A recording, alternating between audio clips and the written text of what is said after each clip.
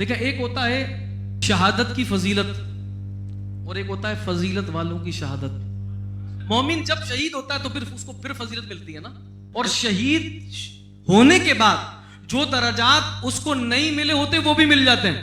ایک جسٹ کے اندر شہید ہونے والا, اللہ کی توحید کی اپنے خون سے گواہی دینے والا, ایک آن کے اندر فرش زمین سے اٹھا کر عرش بری پر پہنچا دیا جاتا ہے.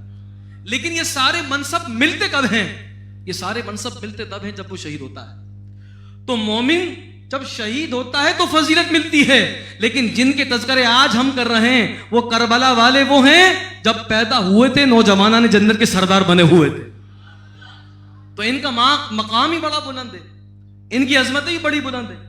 ان کے مقام اور مرتبے کے حوالے سے ہم کیا کہیں کہ امام حسین کی ولادت کو ہم دیکھیں نا, سراپا معجزہ ہے. کائنات کے اندر صرف 2 ہستیاں ہیں جو 6 مہینے کے حمل سے دنیا میں آئی ہیں. ماں کے پیٹ میں 6 مہینے رہنے والا بچہ زندہ نہیں رہتا. آپ ریسرچ اٹھائیے ڈاکٹرز کی. لیکن امام حسین رضی اللہ تعالیٰ عنہ کی ولادت بھی سراپا معجزہ ہے. 2 ہستیاں ہیں دنیا کائنات کے اندر جو 6 مہینے کے حمل کے ساتھ دنیا کے اندر تشریف لائیں, حیات بھی رہیں. اور وہ کون ہیں؟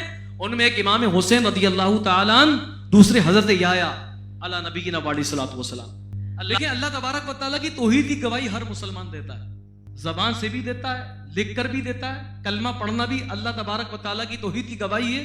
اور فعلی گواہیوں کی طرف آئیں تو نماز پڑھنا, روزے رکھنا, حج کرنا, زکاتیں دینا, یہ ساری کی ساری اللہ کی توحید کی گواہی ہیں. مگر قربان جائیے اس گواہی پر. اس گواہی کے برابر کوئی گواہی نہیں ہو سکتی جو شہید اللہ تبارک و تعالیٰ کی راہ میں سر کو کٹا کر اللہ تبارک و تعالیٰ کی توحید کی گواہی دیتا ہے. اس کے برابر کوئی گواہی نہیں ہو سکتی. یہ گواہی کے اندر سب سے اعلیٰ اور کامل گواہی ہے. یہی وجہ ہے کہ جب شہید ہوتا ہے تو اس کو اس کے خون کے ساتھ دفنایا جاتا ہے. کیوں؟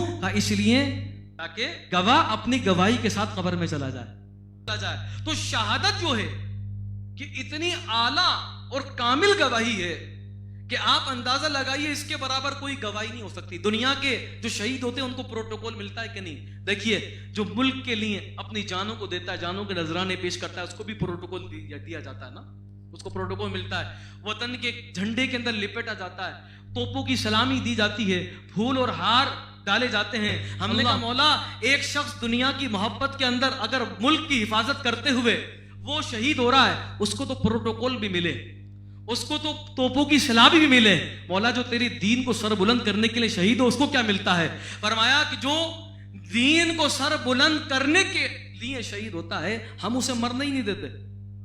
قرآن نے کہا وَلَا يَحْسَبَنَّ الَّذِينَ قُتِلُوا فِي سَبِيلِ اللَّهِ أَمْوَاتًا. ہمارے گمان پر پابندی لگا دی. فرمایا اب وہ جو ہماری راہ کے اندر شہید کر دیے جائیں ان کو مردہ گمان بھی نہیں کرنا. کیوں؟ اللہ خالق حیات ہے. جس بندے نے جس شخصیت نے جس ہستی نے اللہ کی راہ میں قربانی دی ہے اسی کے لیے دی ہے نا.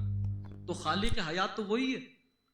وہ چاہے تو سر کو دھڑ سے جوڑ کر زندگی دے دے, وہ چاہے تو سر کو دھڑ سے جدا کر کے زندگی دے دے.